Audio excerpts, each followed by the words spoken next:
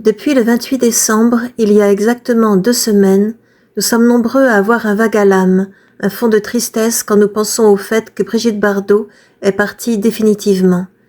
Et, si nous sommes si nombreux à ressentir cela, c'est qu'elle avait de très nombreuses facettes, ce pourquoi je fais ce marathon en plus de 50 chapitres. Pour certains, la tristesse vient du fait que la protectrice des animaux, la fée des animaux qu'elle voulait être, selon ses termes, n'est plus là, et que personne d'aussi célèbre ne va reprendre le flambeau en s'y consacrant non-stop. À cet égard, ou du reste, pour reprendre une expression qu'elle utilisait souvent, il est attendrissant de la voir s'activer joyeusement auprès des animaux de sa ferme dans des reportages sur YouTube, connaissant le nom et le parcours de chacun, avec sa merveilleuse voix chantante qui va nous manquer. Et ces séquences sans chichi nous font mesurer à quel point ces animaux-là ont perdu une adorable maîtresse, et les animaux du monde entier ont perdu leur défenseur la plus célèbre. Pour d'autres, la tristesse vient du fait que, avec sa mort, ce sont les années 50 et les années 60 qui meurent complètement. Une époque où une débutante de 18 ans et demi pouvait discuter avec Errol Flynn, un très grand acteur, à la Mostra de Venise. Une époque où cette même jeune fille rencontrait à 21 ans Picasso dans son atelier. Une époque où Elvis était jeune. Les Beatles étaient jeunes.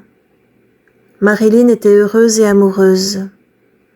Et les grands réalisateurs s'appelaient John Ford, Billy Wilder, Bergman et Fellini.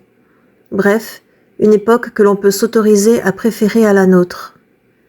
Pour d'autres, avec la mort de Bardot, c'est la fin d'un sommet de féminité et de beauté, car en plus d'être merveilleusement belle, Brigitte adorait se faire belle, ne négligeant aucun détail.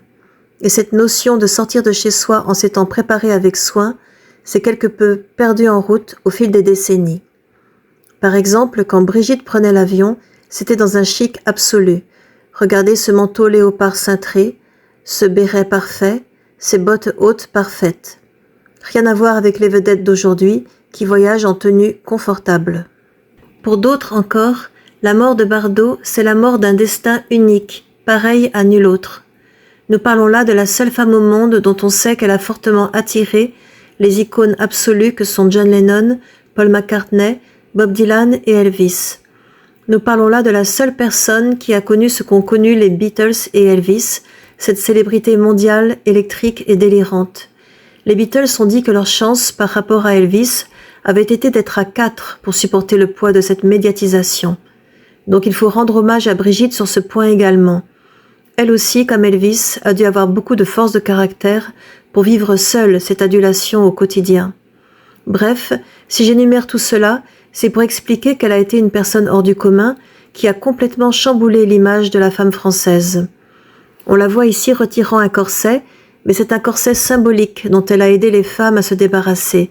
Il est d'ailleurs très paradoxal qu'elle ait tant aidé les Françaises à peu s'émanciper, alors qu'elle a endossé le stéréotype de la femme-enfant ingénue et un peu sotte pendant de nombreux films, qu'elle était une telle star, une telle icône, et qu'elle était d'une beauté tellement inaccessible.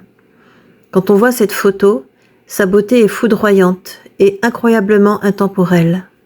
Elle aurait pu être considérée comme une rivale par les femmes, et d'ailleurs elle a effectivement généré de la jalousie chez certaines à l'époque.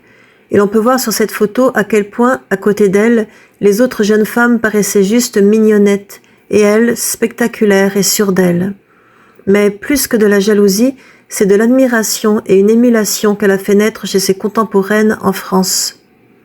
Tout d'abord, alors que la seule option dans les années 50 était de se marier et de ne pas divorcer après, elle a commencé à vivre en concubinage dès l'été 56, à 21 ans et demi, avec Trintignant, qui était marié, et alors qu'elle était mariée à un autre homme, Vadim.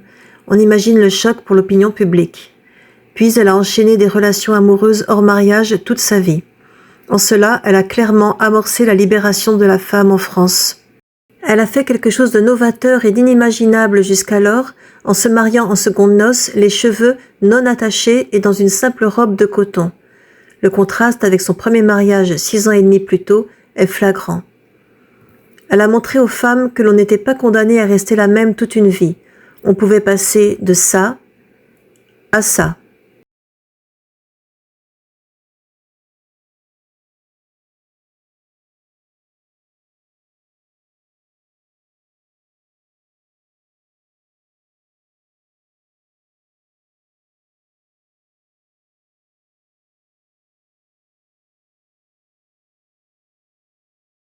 Elle a montré aux Françaises que l'on pouvait se permettre d'attendre son tour aux toilettes publiques, pieds nus et les pieds sales, avec un regard direct et une attitude sexy. Elle leur a montré qu'elle n'avait pas à rester bien comme il faut, bien comme la société, la famille et la religion les voulaient et exigeaient qu'elles soient. Elle a montré aux Françaises que fumer et être photographiée en train de fumer, c'était OK. Se tenir les jambes écartées comme un homme en public si on le voulait, c'était OK. Si on voulait mal se tenir, être vautré, c'était OK, et personne ne pouvait le leur interdire, ni à elle.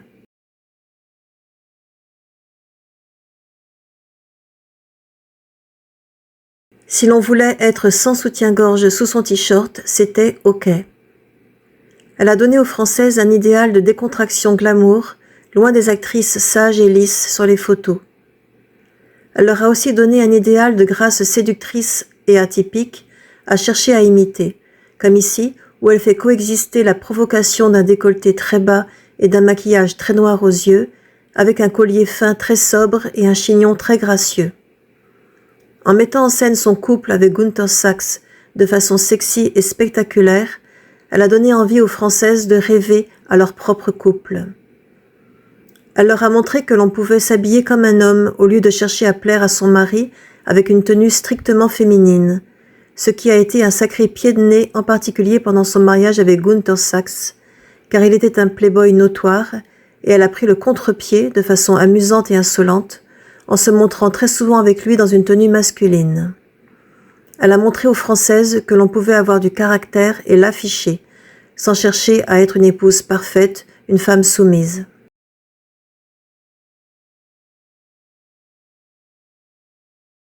Elle a montré aux jeunes filles de 25 ans que l'on pouvait se tenir mal au café du coin, contrairement aux exigences des parents, et prendre l'avion, ce qui était plus que rare à l'époque pour la grande majorité des gens.